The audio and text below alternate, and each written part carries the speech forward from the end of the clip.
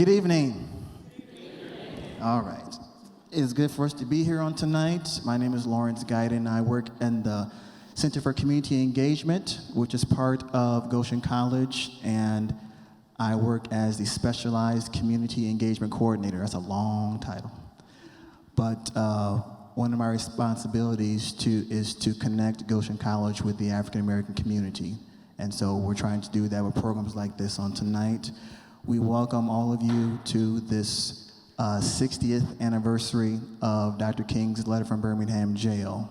And so we're here tonight to remember that letter, but not just that, to talk about what's going on in regards to race relations in the 21st century, 60 years later. And that's why we're here on tonight. So at this time, I'm not going to prolong the time. I'm the moderator. Y'all didn't come to hear me tonight. I'm just the one that's going to keep everything going. So at this time, we're going to get started. I do want to give our respect to our college president who is here. President Becky, if you can wave your hand real quick. Can we clap our hands for President Becky real quick? Thank you for coming. And to all of our vice presidents in their different areas and whatnot, thank you all for coming. To the Goshen College community, thank you all for coming out tonight. And to all of you who are here, just a show of hands, any pastors who are in the audience, could you raise your hand? Any pastors? All right, thank you all for coming out. We are trying to bring the faith community together tonight and to say, what can we do as white clergy to respond to racial justice for the black community? The call is still there 60 years later. And so we want to come tonight to say, what can we do in our own way? If we are doing something, what can we do more of? And if we're not, what can we do? And that's the question posed on tonight. So before we go into our video, I want to introduce our panelists tonight, and if they can give their name and what church or affiliation that they are, we can go further from there. I'm Cindy Urich, and I serve as the pastor at Leidig United Methodist Church. It's southwest of the airport in South Bend. I'm Ben Bauman, pastor at Walnut Hill Mennonite Church here in Goshen on the north side. My name is Andre Gingrich Stoner. I was pastor of outreach at Kern Road Mennonite Church for about 17 years, and now I'm an organizer with Faith in Indiana, especially focused on St. Joe County. Let's give them a hand, everyone.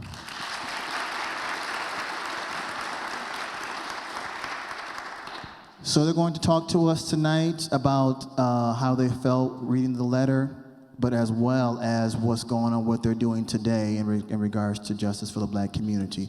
Before we do that, and I want to make sure we stay right on schedule, and in her absence, I want to acknowledge Sunitha Millsap. She cannot be here on this evening. Keep her and her family in prayer. She had death in her family, but we are thankful for her leadership as executive director for the Center for Community Engagement. So Sunitha, we thank you and we love you very much. We're going to give the floor to Dr. Monica Teslov. She teaches history at Indiana University South Bend, and she introduced me to the letter from Birmingham jail when I was her teacher's assistant back in 2006, I believe it is, and she's going to give a brief summary of the Birmingham jail letter, if that video is ready for us.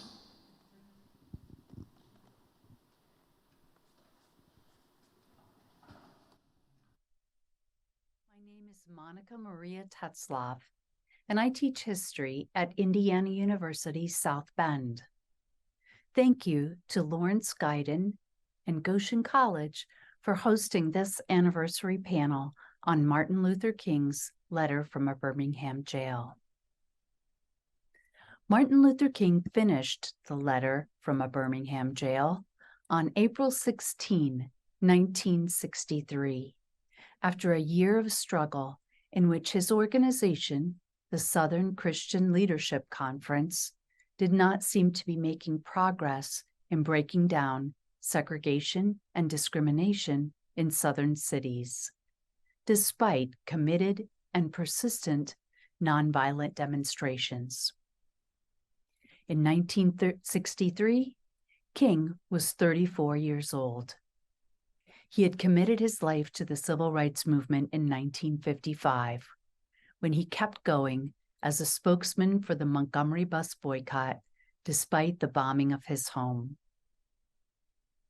Approximately 30,000 Black Montgomeryans had joined in, and they succeeded in integrating Montgomery's buses after a 13-month boycott and an NAACP lawsuit that prevailed in the Supreme Court.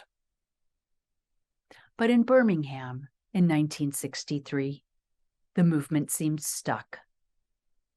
So King put on his blue jeans, which signaled that he had decided to be a leader by marching or parading without a permit, knowing he would be arrested and join the other African Americans who were in jail for violating segregation laws. This arrest was King's 13th, and he chose jail over bail to draw attention to the cause of racial justice. A friend smuggled in a copy of a Birmingham newspaper in which 8 white clergy, Protestant, Catholic, and Jewish, had written an open letter asking King to stop the demonstrations in Birmingham. King had plenty of time to craft his own open letter as a response, and what he ended up composing was a masterpiece of persuasive writing.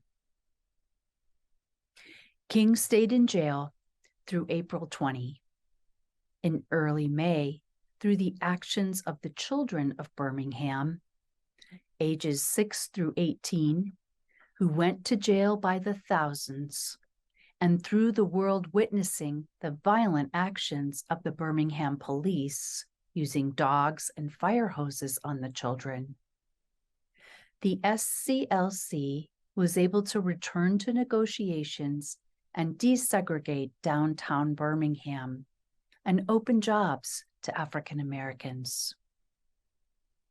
Before the year 1963 ended, the March on Washington had happened, and 4 Black girls were killed in a white supremacist terrorist bombing of Birmingham's 16th Street Baptist Church, while 1 Black boy in Birmingham was shot for the color of his skin. King's letter raises questions that the panelists will address in the context of today. What I offer is a summary of King's letter, which served to explain Christian nonviolent protest against racist laws and customs, not just to the 8 clergy, but to all white Americans. Here are a few of the highlights. First, King disputed that he was an outside agitator because he was from Atlanta rather than Birmingham.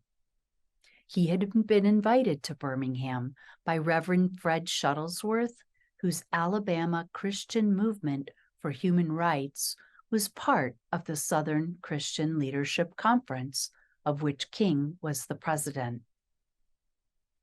Moreover, King wrote, "Injustice anywhere is a threat to justice everywhere." King compared the mission of the SCLC to the biblical mission of Paul, who traveled throughout the Greco-Roman world, responding to calls for ministry. Second, King outlined the 4 steps of a nonviolent campaign. 1. Collection of the facts to determine whether injustices are alive. 2. Negotiation. And if negotiation fails, self-purification, and then direct action. All of these had been followed in Birmingham, and the time had come for direct action. Thirdly, King explained why Black people couldn't wait any longer. This was probably the most powerful part of the letter, because King so eloquently and passionately laid out what it felt like to be a Black human being living in the United States.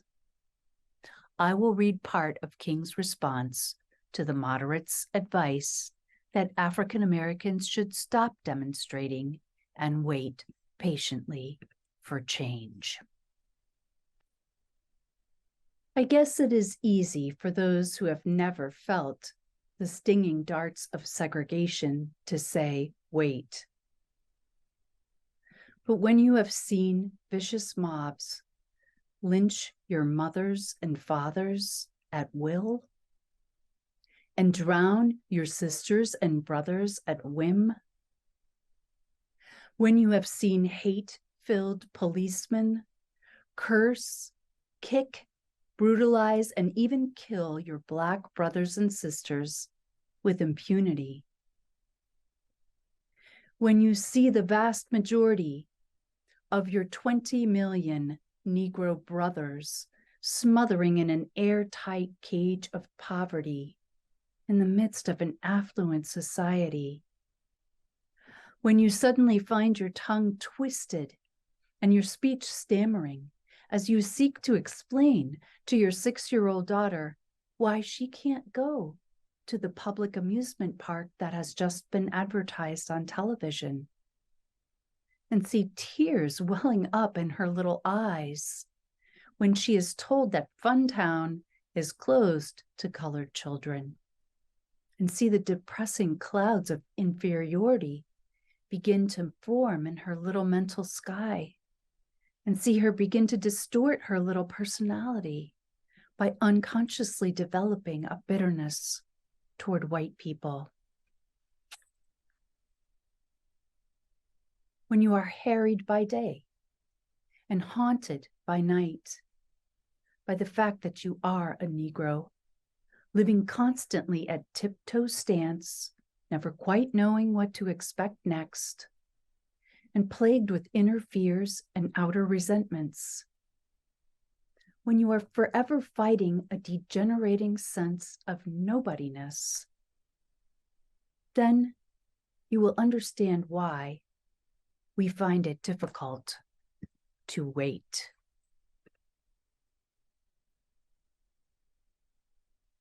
Fourthly, King goes on to explain that civil disobedience is openly and lovingly disobeying unjust laws.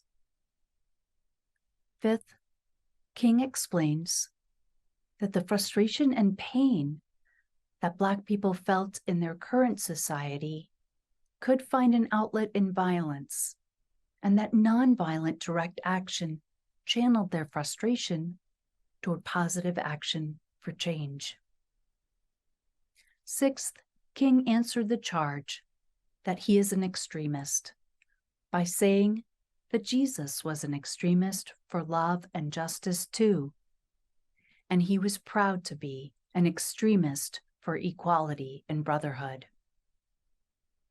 King also drew attention to white allies who had marched and gone to jail for the civil rights movement, and included them in the brotherhood of Christian and Jewish extremists. Lastly, King pointed out the hypocrisy of white clergy, blaming King and the demonstrators for causing violence and trouble because racists had responded to their nonviolent demonstrations with violence. He also criticized their praise for the restraint shown by the police. Where was their outrage for the unfair and even cruel treatment that so many African Americans had suffered at the hands of the police behind closed doors, and I would say today, when no cameras were present?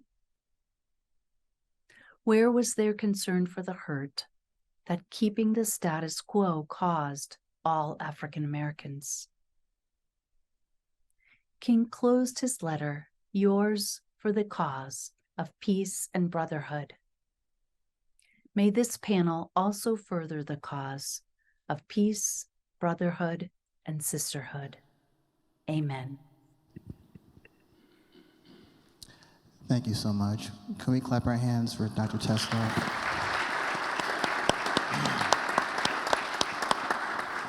So we turn our attention to our panelists, and we're just going to go ahead and let them talk. The way we're going to do this, I'll ask them a question, and each one will give a short response, and then they're just going to dialogue with each other and feed each other for a few minutes before I come back with the next question.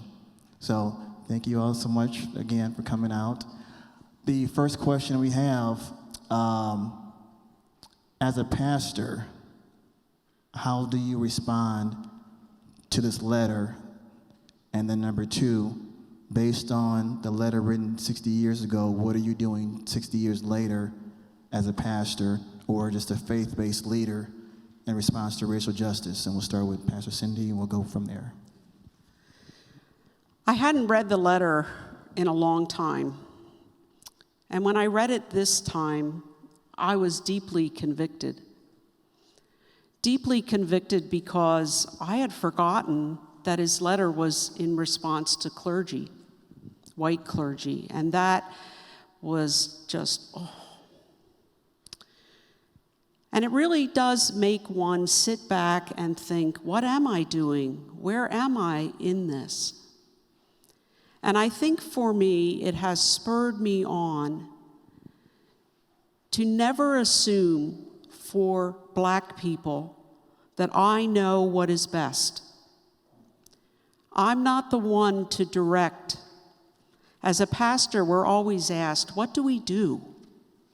You know, we're conditioned to be in charge. And when it comes to supporting our Black brothers and sisters, our job is to not be in charge. And these white clergy who he addressed the letter to wanted to be in charge. And so for me, it really called me to consider my actions with humility, to ask questions like, what do you need? How can I help? Rather than, I know what to do, let's do this, why don't you do that? So for me, it's fundamentally shaping my response to engaging in community action to support our Black brothers and sisters. In preparing for today, this was, reading through the letter was the first time that I actually read through the letter in full. And I want to highlight kind of throughout today some various parts, but I'll start with this quote from the letter that gets at, I guess, why I'm here today.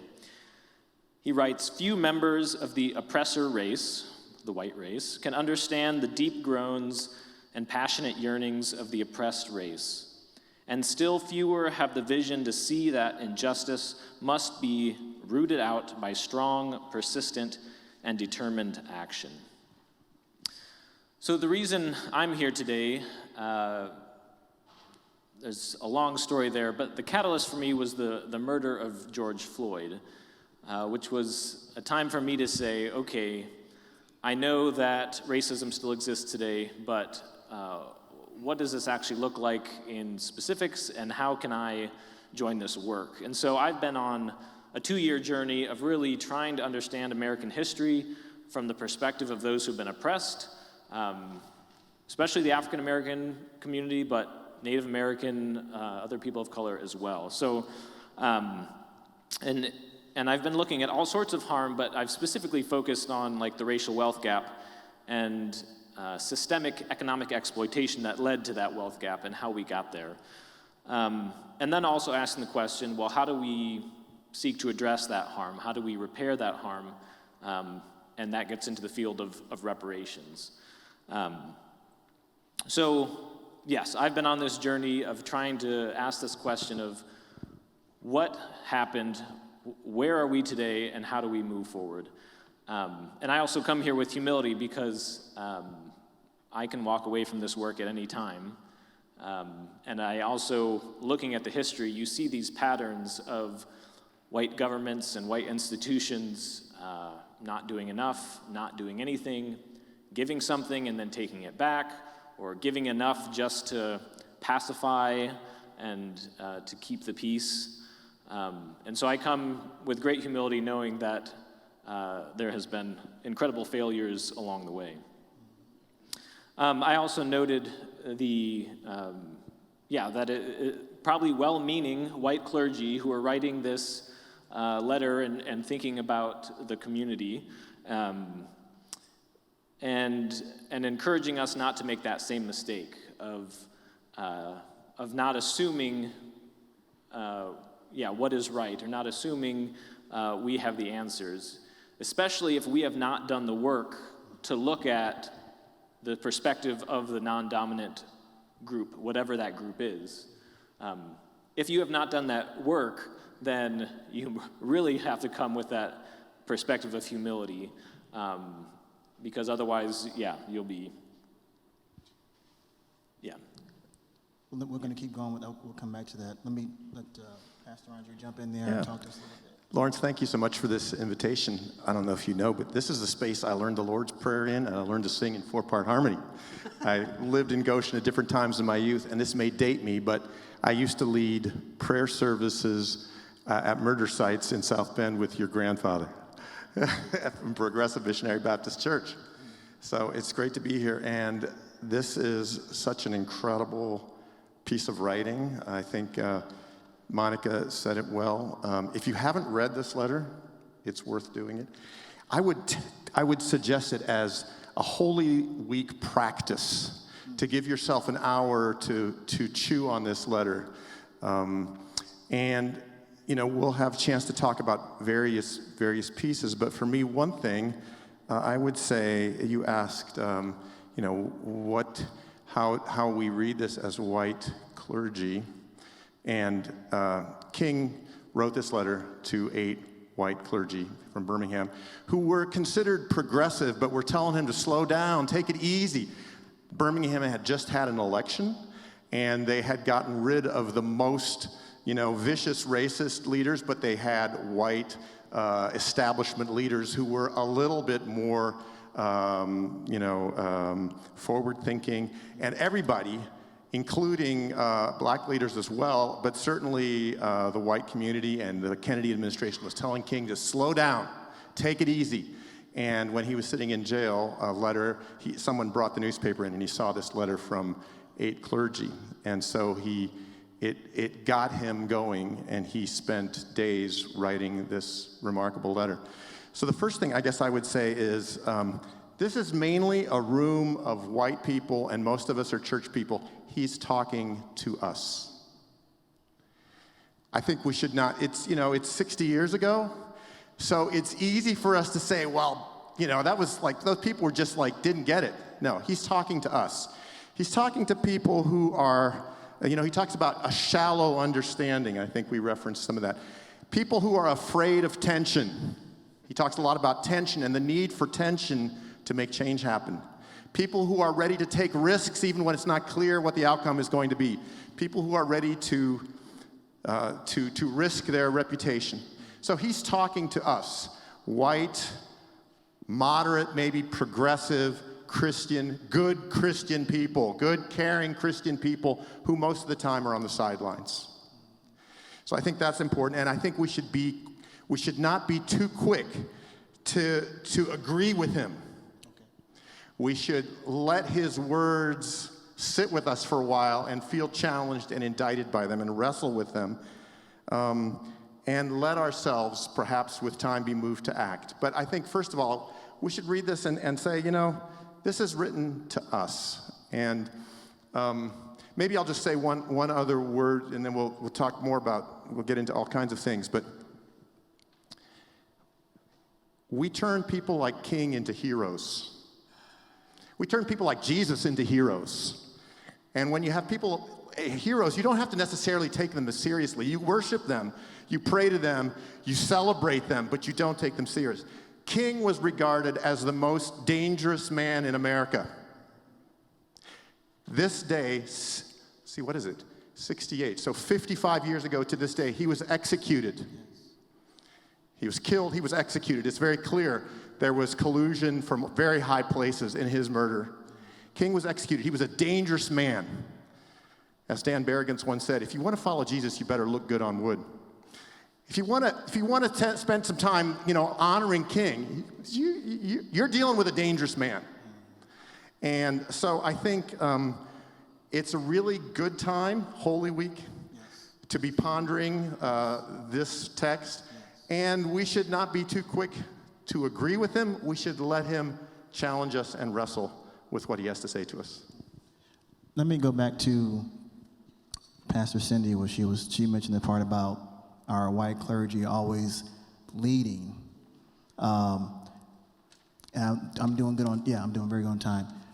King also wrote a book, Where Do We Go From Here? Chaos for Community. There's a chapter in there that deals with how he still says he wants white leaders to be part of the movement that they have going, but he said the black leaders must lead, and white leaders must not be afraid to let black leaders lead. Can you connect what I just said to what you were just saying in regards to, even as we're white leaders, we need to let the black leaders take the lead because this is something that they're involved in? Can you speak to that a little bit? So it's so easy, I think, to step into a leadership role when you don't know the full plan of a group, you don't necessarily agree with the way they're leading, or you're discontent with the, I want to say shrapnel that comes from community organizing, and shrapnel's not the right word, that's harsh, but I guess I would say the outflow, the indiscriminate people that get hurt by it. And so we just take over. It's natural. And we have to do our own inner work so that we learn to recognize our place, and we learn to respect, and we learn to listen. And I will say the only way I have done that is because I have been honored to be in the company of people who are different than me. And a lot of it happens on social media. We can say what we want about Facebook and Twitter and all of that, but it's here to stay.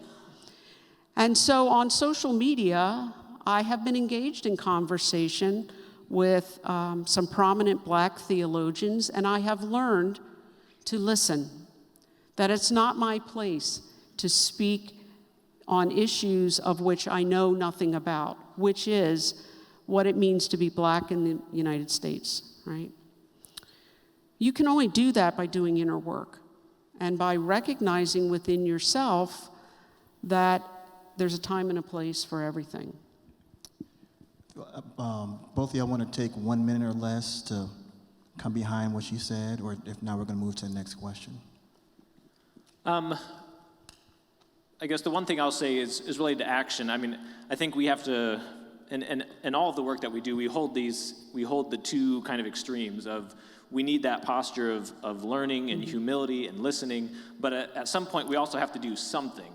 And as I've thought about this work, I try to say I want to do things right, or as right as I can, but I also don't want to be so focused on doing things perfectly that I never get to doing anything at all. And so I'm trying to find that balance of, I want to do things well and continue to have that posture of learning and growth, but I also want to do something and not get so stuck and so afraid that I'm going to make mistakes that I don't do anything. Yeah, I want to talk about the action, but not yet. Okay. The beginning of the letter, King talks about Birmingham. And so he talks about the context. Birmingham it was a very violent, deeply segregated city. It was called Birmingham because so many churches had been bombed there. So I want to talk about our context. I have spent most of my time in Indiana, in northern Indiana, from Ohio to Chicago on the 80-90 route, Elkhart County, St. Joe County. It was only about 2-3 years ago, through my work with Faith in Indiana, and actually I was preparing for an Advent sermon, that I began to dig into the realities of Indiana. Do you know, well, first of all, you probably know, Indiana was settled, it's interesting, from the south to the north, largely by people from Kentucky, North Carolina, Virginia. That shapes who we were. Indiana was the capital of the Klan in the 20s. Now, most of you probably know that. The Klan ran Indiana in the 20s. Okay, we should ponder that and reflect on that. But more recently, do you know that, now, these figures may have shifted a little, but Indiana is 50th in teacher pay raise. We're 49th in pollution. We're 45th in incarceration, 43rd in infant mortality, 42nd in mental health, 37 in opioid deaths. We're in the bottom 4 or 5 on access to the ballot box. It goes on and on and on. We are one of the most business-friendly states in the country, but we're one of the most people-unfriendly states. And people of color, black and brown people especially, are impacted by these realities. The jail population in St. Joe County went from about 40 in 1970 to 620 today. And most of those folks are people of color, and many of them are struggling. The jail is the de facto detox center. This is our reality, and it should make you upset. This is our reality.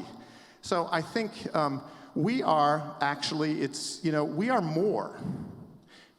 Ponder this. We are more like Mississippi and Alabama than we are like Ohio and Michigan and Illinois. Just chew on that a little while. We're going to keep on going because one other, yeah. It's been said Indiana is the South's middle finger. Oh, Lord. So we are a southern state. We are a southern state, and what King was talking about, we have that here too. In a different way, 60 years later. Okay. Let me go to this next part, and King spends quite a bit in the letter dealing with the white moderate. And so I'm going to open it up with this. He says, I've come to the conclusion that the Negro's greatest stumbling block is not the Klan nor the White Citizens Council, but it's the white moderate who's more concerned about keeping order than justice. And he criticizes the white moderate for saying, you know what, you all are praising the police for keeping order, but what about the police that's beating our people for the nonviolent protesting? So I'm more disappointed with the white moderate because they're not speaking up for justice. Can you all talk to us about what your feelings about the white moderate? And I'm going to go ahead and step out there. This is the 60th anniversary. How are we dealing with that even today? So with regards to the white moderate, I didn't know much about the clergy that wrote the letter that was in the paper. So I did some research because I wanted to know. Interestingly enough, there is still noise out on the internet of people who are defending the actions of those 8 white clergy. I found that interesting, which says to me things haven't changed very much. But I also wondered, what if 1 or 2 of those 8 clergy had decided to go to the Birmingham jail to visit Dr. King in person rather than writing a letter to the newspaper? What might have been? I don't know. And so I think for me that says, consider my actions. Am I taking the safe road? Am I taking the easy road? Or do I step out and do something that is more than just writing a letter and sitting on the sidelines? I will also say, we're going to go to Pastor Ben in a split second. King did praise, I think it was Pastor John Stallings, for inviting Negroes to visit his church on a Sunday. So I don't want to use the second question to think that there was just absolutely no good with the white clergymen. They were actually engaged in some action, but they were more concerned about order and standing on the sideline rather than saying, you know what, this is wrong. There's even one part in there where he talks about you'll want freedom for us, but you're not committed to justice. You'll compliment the law, but you won't say it in a way of saying this is immoral. And that's what he was trying to critique them on saying. So, Pastor Ben, talk to us a little bit about the challenge of the white moderate and your thoughts on that. A number of things to say.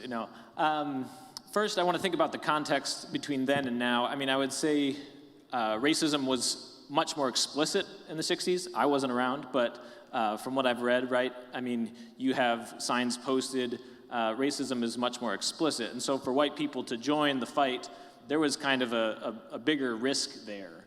Now, racism although sometimes is more explicit, often it's so baked into the system that it's hard to see unless you really look, or unless you take that step back and take the systemic view. But at the same time, there's not as much risk for white people to join the work today. So that's encouragement for the white moderate to get involved. But also to say that, with my own, thinking of my own work over the last 10, 15 years, is it can be difficult to know, okay, racism is such a big thing to address. Like, how do I get in this work? What can I even do? And so I want to have some empathy for those of us who want to get involved but don't really know where to get started or what to do. So I want to share two things. Hopefully I have the time for that. The Truth Telling Project, you all should check them out. They're an organization that amplifies truth-telling and reparation voices. And the leaders have this quote. They say that reparations is the midpoint between truth and reconciliation. And so I think that we in the church, if reconciliation is our end goal, then we have those two pieces that really need to be covered before we can get to reconciliation. So truth-telling, let's go and discover that truth and share it. And then also looking at reparations, how can we repair the harm? And then I want to bring in a quote from Malcolm X, because I think his analogy can help us better understand kind of what's going on. So he says, if you stick a knife 9 inches into my back and pull it out 3 inches, that is not progress. Even if you pull it all the way out, that is not progress. Progress is healing the wound, and America hasn't even begun to pull out the knife. And so, thinking on what's happening today, I wonder if a majority of white folks in our community think that we've largely healed that wound, while the majority of black folks know that at best we have removed the knife, and at worst the knife is still the tip of the knife is still in the back. And given the 60 years that have happened since this letter, and if we're using this metaphor of a wound, the wound is probably infected by now. So we need to address this wound. It seems to me that, like the Civil Rights Act and the Voting Rights Act, that was at best pulling the knife out of the back. And we still have to address the wound and heal the wound. And that is the work that is in front of us today. This letter is addressed to moderate white Christians. There's some amazing paragraphs here. I want to just read one, and I'm curious if it resonates with your experience on a Sunday morning, or maybe we don't do Wednesday night prayer meetings anymore, but on a Sunday morning. In the midst of blatant injustices, I have watched white churches stand on the sideline and merely mouth pious irrelevancies and sanctimonious trivialities. I think it's worth pondering that. I think, Cindy, you said, can't remember, but it made me think, sometimes we treat these matters as like a service project. We're going to go out and we're going to do that. We're going to write that letter, and then we're going to feel okay about ourselves, right? I want us to, this is maybe a slightly different tone or angle than some of what we've heard, but I want to suggest King was not a black hero. King was an American hero. King did not come to liberate black people. As a matter of fact, the first meeting of the Southern Christian Leadership Conference, he wrote on the blackboard, to redeem the soul of America, because he knew that racism infected white people and distorted our souls, and it messed up our lives. And I want to just say, you know what? It's not all right for my kids if teacher pay is 50th in Indiana, in the state of Indiana, in the country. That's not all right for black kids, and it's not all right for my kids. okay? And so I think we need to move beyond like wanting to help other people, but also see how our own lives have been distorted, infected, harmed. And I want to suggest, I'm just going to offer, there's a lie in our culture. There's a lot of effort to pit us against each other. Divide and conquer. And there is a lie in our culture that says if you're white, you're all right. And that's bullshit. It's not all right that that the teachers are 50th pay. It's not all right that this state is 49th in pollution. It's not all right that infant mortality, it's not all right. And racism is often, we have to unpack it. If you ever read the book, The Sum of Us, racism is often at the heart of this. Our county just got taken over by right-wingers, and they basically have an anti-government approach. And that started, as long as government was helping white people in the 40s and the 50s and the 60s and the New Deal, we thought government was great. With the Civil Rights Act, when government started helping black people, and all of a sudden we hear about welfare cheats. And then government is bad, and you should, like Reagan said, you should be able to flush it down the toilet or down the drain. So we're all suffering because of racism, and it's not just black people who are suffering, we're all suffering. Let's deal more with that. I'm looking at my time. We're doing a good job on time. This was not one of the questions that I have for you all, but it's very simple. So not to put you on the spot. I see Brother Dan Shink is here, and him and Mr. Lee Berry were instrumental in the resolution for the sundown town, I believe it was. While we have this opportunity and dealing with the issue of racism, Goshen was a former sundown town. What are we doing about that today? All of our the sundown towns across the country, what are we doing to deal with that? And as we're talking about the white clergy, but not even the white church, I went to that documentary a couple of weeks ago, and it was an educational thing for me to learn. But I must admit, it was a little bit disappointing. The question before us is, what are we doing as a faith community today beyond the resolution? And I'll say it this way, and then we'll go to our panelists. A couple of months ago, I preached in my church for Black History Month out of the book of Esther. Mordecai charged Esther and said, you have the ability in your position to talk to the king. We need help for our people. Esther talked to the king because she was in position to do that. Our BSU president is here, Jakira Green, and she charged the people in convocation a few months ago, what can you do in your position to help the black community? So as we're looking at the issue of sundown towns and things going on around our country, what can you do to deal with that? I'll ask these panelists just to give a few seconds of your thoughts on sundown towns and how do we deal with that today, if you all want to do that.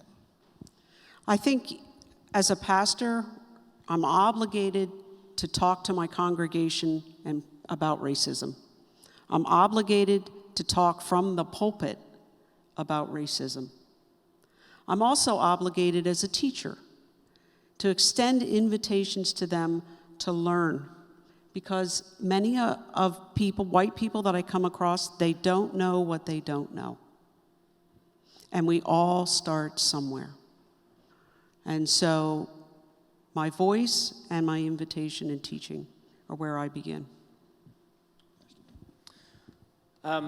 So as I've continued pondering everything and the work that I've been doing, I've come to think about two categories of people as we think about what it means to kind of respond and the work that we have today. So we've got the perpetrators of harm, and here I think it's best to largely think of governments or institutions, businesses, that sort of thing. And then you have beneficiaries of harm. which would be individuals, groups, whatever. And each of those groups kind of has their own work that needs to be done. So for the first one, the city of Goshen was a sundown town. That easily puts them in the category of perpetrator of harm. Because a harm was done, if the city of Goshen feels bad about being a sundown town and recognizes that real and significant harm was done, both economically and emotionally and socially, then the city of Goshen ought to go to the African American community and say, what can we do to make this right? And so Dan Shank has done great work with Leroy Berry to bring, so back to that, truth-telling, reparations, reconciliation, right? The truth-telling part has been happening. Dan Shank has been doing great with that. This documentary that is the student here. I think I saw him at one point, who up at the top there, who just created this documentary about Goshen being a sundown town. Like that's telling the truth-telling part of it. So now we move into this reparation. How do we repair the harm? And so it's an invitation for the city of Goshen to say, how can we make this right?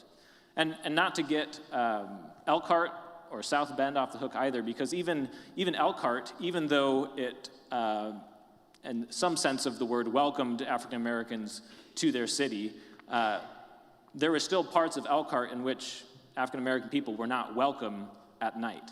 And so even within a city, you can have sundown areas, sundown neighborhoods. So that work is not just for Goshen to do, but Elkhart and the surrounding towns. I think Ben said it. That was quick for a preacher. So with that said, I'm feeling pretty good at this time. How about you all? Okay, I know this is a teaching moment, but I'm feeling inspired. One thing I liked about what King said, his last address, the Mason Temple, Memphis, Tennessee. He knew his days were numbered. He said, I may not get there with you, but we will get to the promised land. And he said, I'm happy tonight. I'm not worried about anything. I'm not fearing any man. Mine eyes have seen the glory of the coming of the Lord. That's the quote on my Facebook page. No matter how bad it gets, God is still in charge. And he's saying, mine eyes have seen the glory of the coming of the Lord. Let God's glory rest so that justice may come. That's basically what he was saying. So I'm feeling inspired tonight. There's work to do. This is not the end of the story. What can we all do to make this thing better? And so as we prepare to go into our question and answer session, I'm going to ask each one of them in your own way to encourage the audience to get involved. Pastor Cindy, if you want to start. So I read a story today about a man named Hugh Hollowell. He's a pastor of a community church, a white man in Jackson, Mississippi. Jackson's been in the news a lot. They had water issues, and now there's a government board threatening to take over city government there, which the city is predominantly black. Hugh decided that he was going to go around the area that he lived, and he found 50 sites that were connected to the civil rights movement. Learned about them, and he now conducts tours for church groups coming to Jackson, Mississippi, to teach people about the history of civil rights in the community of Jackson. Wow. One man, one idea, and he got me thinking, what can I do that's simple like that? Would I know 50 sites in South Bend that are connected to the civil rights movement? I don't think I do. So can I learn that, and can I be a teacher to others about the civil rights movement in my community? An easy way to get involved. Pastor Ben? There are so many exciting things happening around our country to get involved with. I mean, California is working on reparations. Individual cities are working on reparations. So there are plenty of things that are happening. South Bend, if you live in South Bend has a working reparations group that is just kind of getting going and getting traction. So if you live in South Bend, that is certainly a place that you can plug in and do some work. As I said, I'm hoping to be a thorn in the flesh of the city council here in Goshen. So when the call comes for us to show up at city council meetings and say, this is important, this needs to happen, hopefully folks in Goshen can step up to the plate and join me in that. In the work that I'm doing with the racial wealth gap, I've come to recognize, I don't know what percentage, but a significant percentage of the wealth that I have is because of white supremacist policies throughout the decades. When you look at the history, white people have wealth because of government and institutions and individuals all working together to keep wealth in the hands of white communities.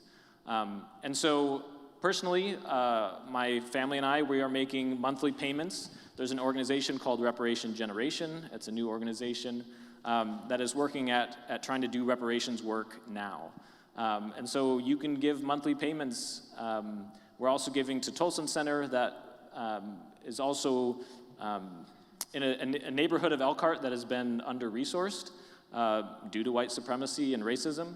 So certainly giving to the Tolson Center is something you can do as well. What was the last thing I was going to say? Churches, push your church budget to have a certain percentage of your church budget include reparations as well. So individual level, church, collective level, let's do this. Faith in Indiana is an effort to be a multiracial, multi-faith movement of congregations that are building power to make real change happen. As a Mennonite pastor, I preached a sermon once. We love service, we flirt with peace, and we're allergic to evangelism. And if I would have thought a little bit more, I would say, and we have no idea what justice means. So we love service. We love those service projects, and they can be very good. When we get political, we tend to do protest. Protest is important. It's absolutely essential. But it's interesting. I want to read this line. King had a strategy for social change. The purpose of the direct action is to create a situation so crisis-packed that it will inevitably open the door to negotiation. He's making a calculus about power. What is it going to take for us to get to the negotiating table and to actually be involved in making the decisions? When you protest, it's often kind of a position of powerlessness. I'm outside carrying my signs, hoping that somebody will listen to me. Maybe the newspaper will write an article about it, and maybe somebody will listen. What we're trying to do is be very, very savvy about building power. And if you're worried about power, I'm going to give you a text from Timothy. Mennonites don't like power, but I did not give you a spirit of fear, but a spirit of power and of love, and I'm going to say, and of hard work. And those three combined, power and love and hard work. So when South Bend had a police shooting, a white policeman shot a black man, very dubious, questionable. It's happened twice now in the last 3 or 4 years. You know, I had a meeting, I spent a lot of time, I helped with your grandfather, we did these on-site prayer ministries. Whenever there was a murder, we gathered for prayer. And because of that, I spent a good bit of time thinking about violence, gun violence, and solutions. And I finally got a meeting with the mayor, Steve Lickey at that point. I thought, wow, I'm really doing it. I'm going to meet with the mayor. I got a meeting with the mayor. I thought the brilliance of my idea would win the day. And he was very kind, and we talked for about 15 minutes, and then he ushered me out. After Eric Logan was shot, we brought 600 people into a room at Pentecostal Cathedral, and Mayor Pete Lickey was there, and he listened to us in a way he didn't when it was just one pastor. That's power. 600 people from 25 congregations, multiracial, and then focusing on very specific solutions and demands for change in our community. That's how, for example, we've won about $5 million now. We're fighting with the county about it because they're taking it back.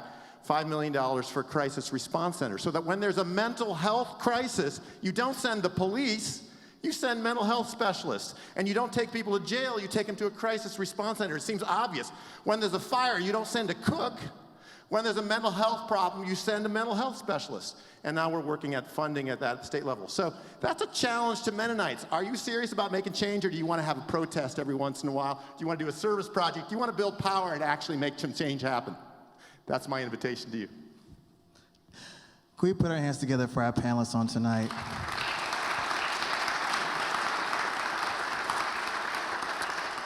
I'm going to ask, where is, you got it? Okay, that's fine. So I'm going to, whoever has a question, we're actually early, but I'd rather be early than late. We have a couple of minutes for anyone who would like to ask a question to our panelists. I will say this before we go to the question and answer session. We want to be respectful to whoever speaks. I want this to be a divine discussion. This is a God discussion. We may have different political views, we may have different whatever views, denominational views or whatever like that, but we want this to be a discussion where each person is heard. So if anyone has a question, if you want to raise your hand, and David will come to you. I'm even thinking about the pastors who are out here tonight that want to address our panelists. Anyone who has any questions about anything, please feel free to stick your hand up, and we will come to you.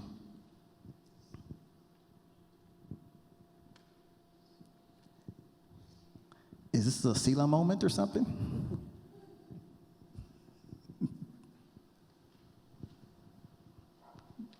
Go ahead, sir. I don't have a question, just a comment. I grew up in a home with a racist father.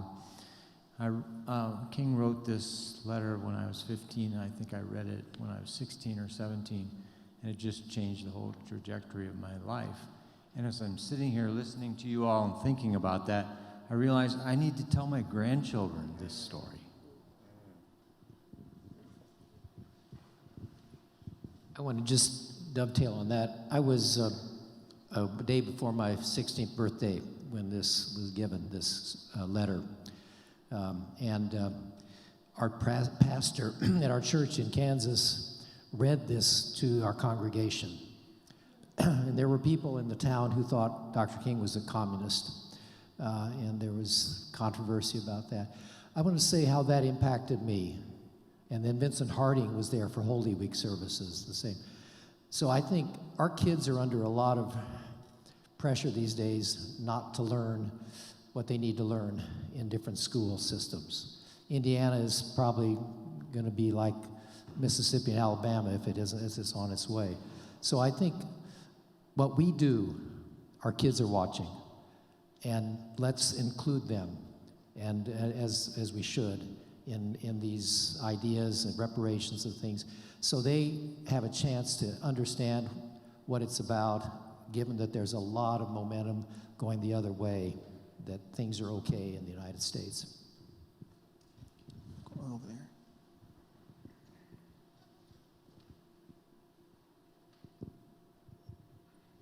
Hello, thank you. I have tremendously enjoyed hearing from you all discuss this letter. I was perusing the letter before coming here, and it's really impactful 60 years later still.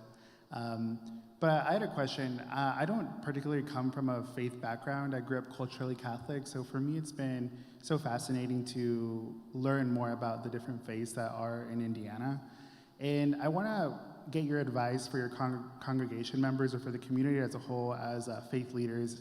How can your congregation members, I guess, work through the tension that is required to really do this work on a profound level? Because I think you guys mentioned that the basis of this work requires, first of all, for us to do the inner work of saying, what am I willing to lose or to risk in order for the greater good of society, to build a more equitable world? But that brings a lot of inner tension, am I really comfortable, speaking out? Am I comfortable, going against authority? Am I comfortable having power? Am I comfortable doing X, Y, Z? So I guess, could you provide tips for the audience members on how to get comfortable with those feelings, I guess, of like, I want to do good for the world, but I don't know if I'm there yet as a person. Maybe I'll just say a few words. I'm not sure if this directly answers your question. I was pastor for 17 years, at that point, the only Mennonite church in St. Joe County. So we had every stripe, theologically a wide range. How do you work with folks? How do you stand for something and still bring people along? I think it's important to remember, first of all, that we have a story. I didn't get to these convictions overnight. Dave, I think sharing that story of what it was like when your pastor read that, that's part of your journey of coming to this place. We can't expect people just to be where we are without sharing some of our experiences in our journey. I think it's really important to ground it in our central texts and story. One of the things, the way I'm thinking about my work right now, the central story in the Hebrew Scriptures is Moses goes to Pharaoh and says, "Let my people go." They did not teach me how to do that in seminary. So that is the central story, and I could take a little longer to say I think the Jesus story is very similar. He turns his face to Jerusalem at some point. He doesn't just stay in Galilee the rest of his life. So, but to help our people understand that this is not a political thing. This is our faith. But then there's another piece. I think, Dave, you mentioned Vincent Harding. Vincent Harding was a very significant person. He's probably my closest connection to King. He was a Mennonite pastor. He lived around the corner from King. He drafted King's speech on Vietnam. And I brought him to Germany. He spent 10 days talking to soldiers, he and his wife, Rosemary, who was a Goshen College graduate, spent 10 days talking to soldiers about King. I have never seen anybody speak with such clarity and such truth-telling and such compassion and gentleness and understanding. It was amazing. And I asked him about that once, and he said, well, he was a professor at Iliff. He said, I got all these seminary students, and they learn new things, and they're just eager to go out and cram it down people's throats. And I tell them, if you love your people, you can tell them anything. If you don't love your people, you can't tell them anything. So I think those are some things about and I think the role of a pastor is to form a community, to be salt and light in the world, not just to be lukewarm milquetoast, but that's a process, and those are some thoughts I have about that. I don't know if that answers you. Yeah, I just want to say it's okay to start small, right? Way back when, the very first book I ever read about racism was called Waking Up White and Finding Myself in the Story of Race. It was written by a white woman who had a similar upbringing that I had, and instantly I could relate. And oh my goodness, were my eyes opened as she talked about racism with how our Native Americans have been treated, how our Latino people are treated, how our LGBTQ people are treated. And it just opened my eyes. A single book started my journey, so don't be afraid to start small. I'm a graduate of Goshen College and took a class on conflict. And I remember, at the start of the course, it's a very simple thing, that teaching that conflict is not bad. Like, conflict is an opportunity, And so the same thing with, I think, our role as clergy in our church community is to encourage people to embrace discomfort and embrace that tension. That tension is a gift. That uncomfortableness is a gift that says, okay, I need to learn something more here. And I think even just that little kind of switch is what prepares us to take that next step. So that's, what I'd say. Anyone else have any comments? Yes, please, thank you. So I have a few things I want to say. First of all, I'm pleased that the panel, I love a lot of things that you guys said, and I'm coming from the background of education and also mental health. And I think a couple things that stand out for me. One, the wealth gap, huge. I'm all for reparations. Number two, when you were speaking about Indiana and I guess you would say the identity of Indiana, not from here originally, but My sister's been here for years, and I think that's the feeling that I've had about the state, meaning this underlying, hate, or for lack of a better word, or not being comfortable with my presence. It doesn't matter your background. If you're a person of color and you walk into certain spaces, you feel you don't belong here. And so I'm back in this state, but I'm still kind of have like all kind of things going on in my soul because that's what I still feel. And so here we are in the 21st century, and I do agree that this does feel like a Mississippi and Alabama. Yeah, it does. And you're speaking from somebody who grew up in poverty in another state, but my mindset was not poverty. And so I know how to think and I know what I feel. And so some things I'm thinking of, especially with the church, I love my white brothers and sisters. These are systemic white privilege, darkness that needs to be addressed from the soul. And I think part of that journey is for my white Christians, brothers and sisters, to look in the mirror and start saying, what does it mean to be white? I happen to disagree about taking it small. This is just my perspective. Because in this day and age, we don't have time for small. It's time to go big. We have people dying. We have all these other issues that are going on, and not just with the Black community, but I am speaking from us based on this letter. So what does it mean to be white? I'm even thinking about maybe some white racial identity counseling, because you need to figure it out and be able to go to a school board meeting, to go to a city council meeting, and address your white brothers and sisters in power and demand something, because I'm tired and I'm going to still do what God is calling me to do, but that's what you need to do. And even in higher education, what is the president doing? What are the board members doing? Are we talking about the same thing over and over and over again, and then we're dying from dysregulation, trauma, unhealed racial trauma? So I can go on and on, but white racial identity, white privilege, white fragility, that should be common language in your households and in church, because that's going to get you comfortable. When we start talking about our realness, we won't feel intimidated and keep getting smaller and smaller and who God has made us to be, which is not small. So those are some words. Thank you. Thank you. Anyone else want to make a comment before we begin to close out? I do want to, you can head over. I do want to say this too, that it was the late Reverend C.T. Vivian, one of Dr. King's lieutenants, who said that the civil rights movement was a spiritual and righteous movement. And what I liked about that was, ever since the days of the plantation, our white brothers and sisters have always been involved in the cause. This is not new. Julia Howard, she wrote the Battle Hymn of the Republic at the beginning of the Civil War. There was a white person who was in the founding of the NAACP. All these different movements that have happened with the Black community, God had it set up that our white brothers and sisters were involved in that. And so here we are tonight, continuously learning what can you do to be involved in the cause. And I think it was King who said there's no salvation for the Negro in isolation. What he meant by that was God wants us to bring this thing together.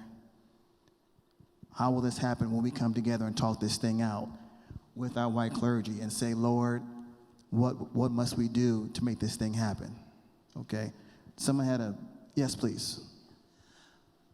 Not quite sure how to phrase this, but my observation from living in the Goshen area for the past 15 years, it comes to the point of when I look around and look for where the African American community is represented in Goshen, or when a friend said, where is the African American community in Goshen, I'm not able to answer well.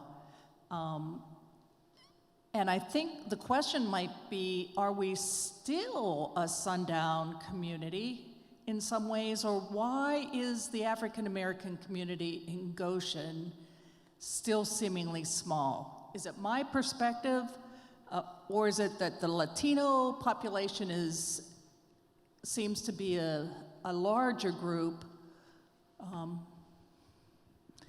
Why is it that the African American community seems to be such a small group in Goshen?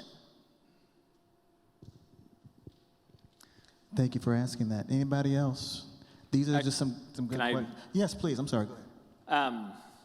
I mean, there'd be a number of reasons, but one analogy I've used, I mean, if I would tell someone every day for a whole year that I hate them, I don't like them, I don't want them around, day after day after day after day, what message is that person going to hear? I mean, that's the message that the city of Goshen sent for decades. And then the city of Goshen went silent. So I say that message every day for a year, and then I go silent. Are you going to assume that I've suddenly had a change of heart, or I just kind of got tired of saying, I don't want you around? What needs to happen, the city of Goshen needs to say, we did something wrong, and then say, we want you here, and we will incentivize and help you get here because we have put up all of these obstacles and barriers to make it possible. So in that sense, we need to be so explicitly welcoming and not just say, like, we'll tolerate everybody, or, you know, it'd be great to have more people, but, like, we want you here, and we are willing to make it happen with money, with incentivizing, with a loan, whatever it takes. That's my thoughts. Anyone else before we get ready to close this out? Yes.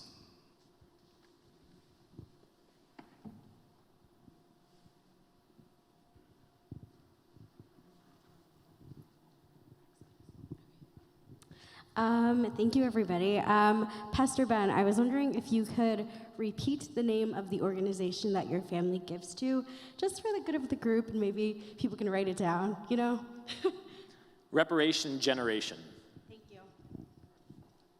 reparationgeneration.org. Anybody else?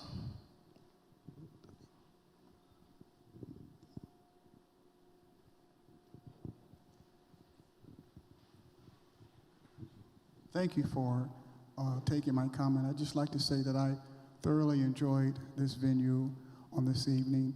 I have been a pastor for over 40 years, educator for 25 years, administration, and I just want to say that in the faith-based community, there's a scripture that said God executes righteousness and judgment to all of those that are oppressed.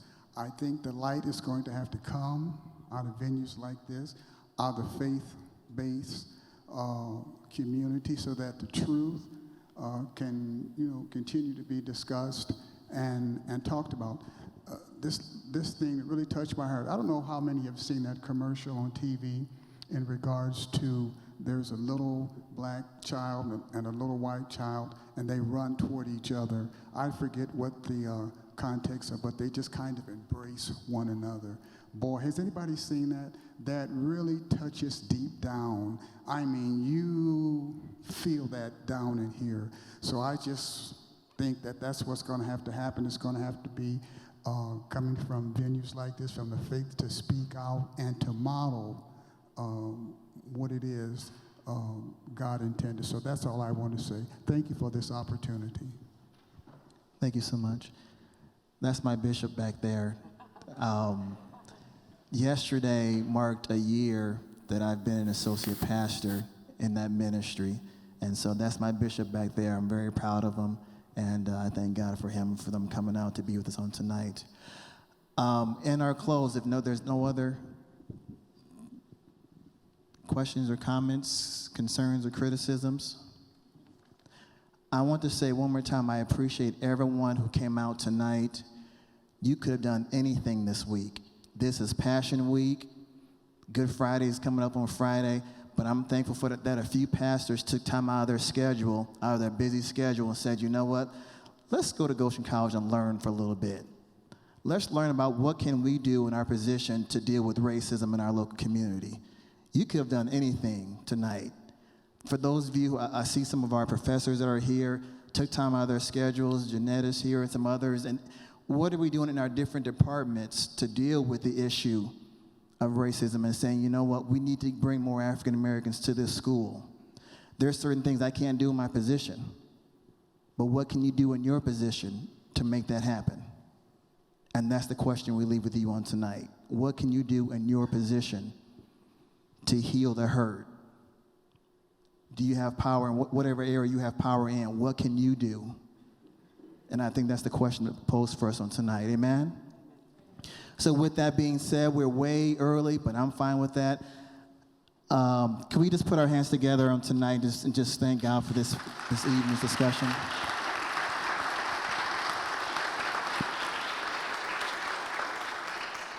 And one more time, a hand clap for our panelists who took time out of their schedule to be with us on tonight.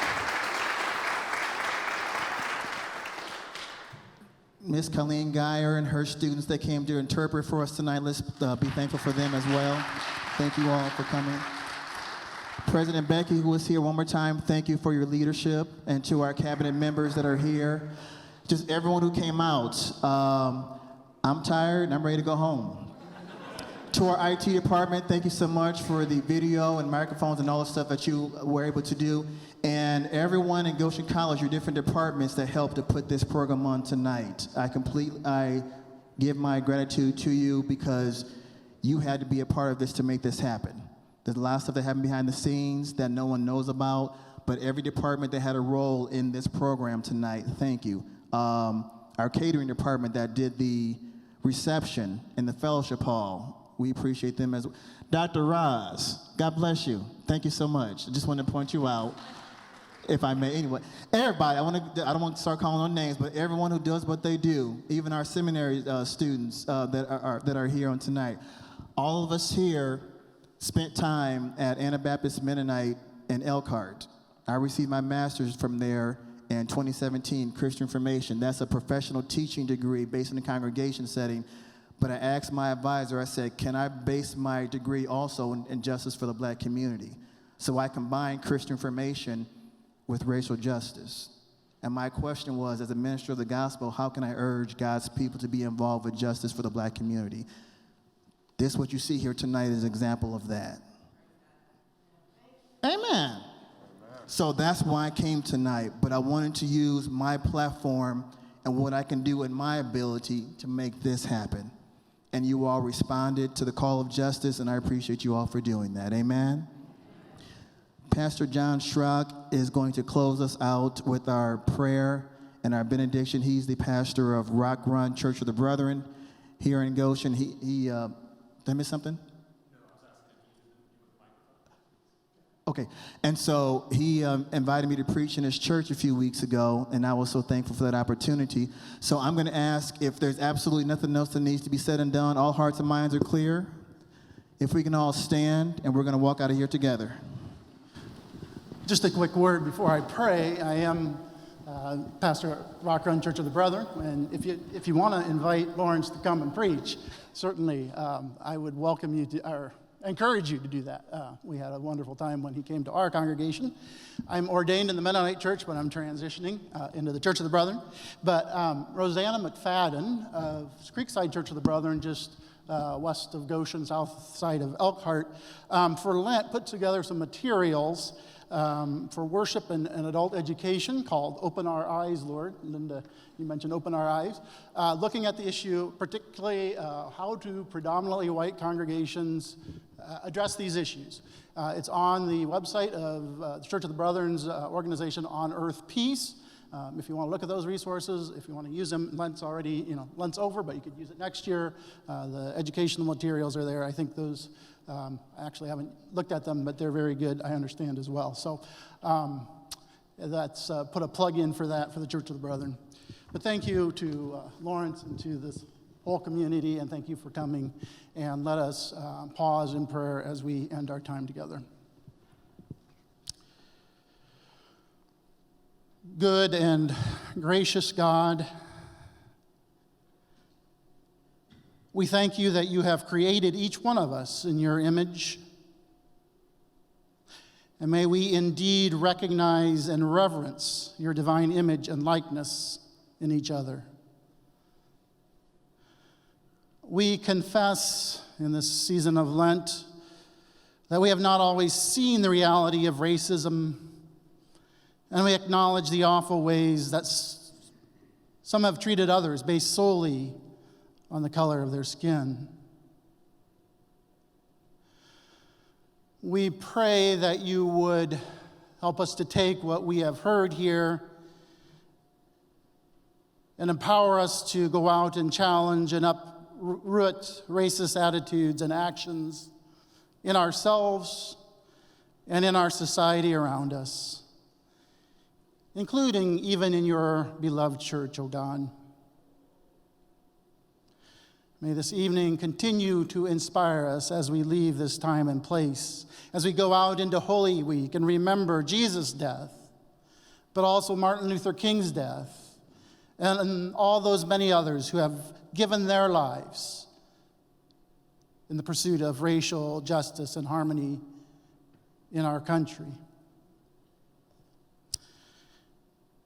And now, as I close this prayer, I pray as Dr. Martin Luther King Jr. closed his prayer, or his letter to the Birmingham jail, from the Birmingham jail, where he said, "May the dark clouds of racial prejudice indeed soon pass away, and the deep fog of misunderstanding be lifted from our fear-drenched communities, and in some not too distant tomorrow, may the radiant stars of love and brother and sisterhood shine over our great nation and indeed the whole world with all their scintillating beauty.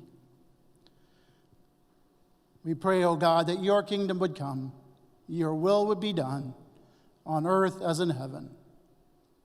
Amen."